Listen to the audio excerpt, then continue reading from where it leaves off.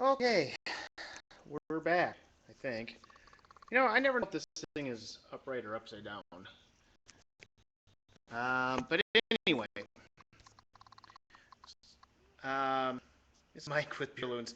So what you saw in part three is something that, shouldn't happen, but does.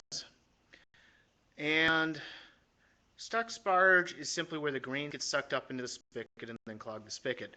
Now, the first way I was trying to resolve it is by blowing back through the spigot to hope get the grains to kind of clear out. I'll be honest, I don't find that works all that often. It would have to be a pretty minor issue if that's what happens. You can use a coat hanger, and I've tried that, and that has some success as well. So try blowing into it first, then use a coat hanger. Just be aware we're talking hot liquid here. Get your head out of the way when the wort starts coming out.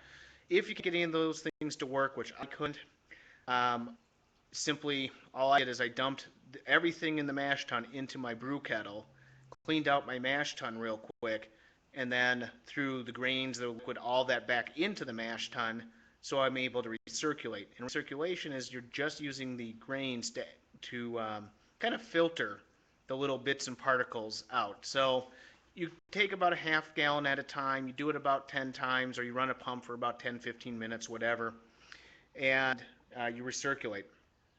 And that's what I did. So if you do get the stuck sparge scenario, like I said, worst case scenario, just dump the greens into the brew pot. Just dump it all. Go rinse out your cooler real quick.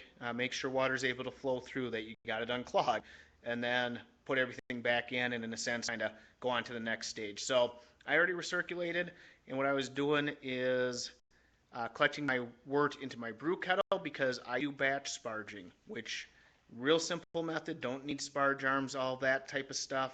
It is handy to have the cooler or the hot liquor tank, but you don't need to have that. It just allows me to have my water ready and not have to worry about paying attention to it on the burner or whatever. So um, we got everything in the brew pot. Basically, on batch sparging, what you do is you've recirculated, you've drained all the liquid out of the mash tun at this point, which should be about, roughly 2 to 3 gallons of wort. And all I'm going to do is I'm going to take my sparge water and add it directly into my mash tun and basically put the lid on. Let it sit for a half hour. Again, times are important. Mash time 75 minutes. Sparge time 30 minutes if you're doing batch sparging, and that is batch sparging only. If you fly sparge, it needs to be a minimum of 75 minutes.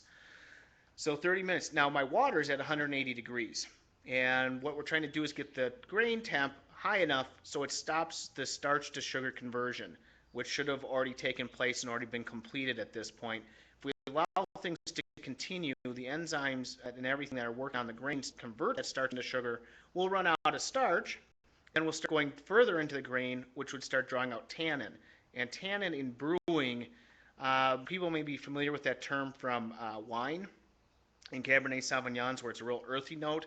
That's a possibility, but sometimes it could be real astringent flavors, Band-Aid, medicinal, really strange fruit flavors. There's a variety of flavors it could turn out to be. So we really don't want the anything more to happen. We want the conversion to stop. So I use 180-degree water, which hopefully brings all the grains up to over 170, and that stops the conversion at this point. So all I'm going to do is I'm going to take my cooler here, and I have about 5 gallons worth of 180-degree water in here, and I'm just going to add it directly to my mash tun and put the lid on and let it sit for a half hour. So that is the next step, basically sparging, in our case batch sparging. So fairly simple. When we're back after the half hour, I'll tell you where we're going from here.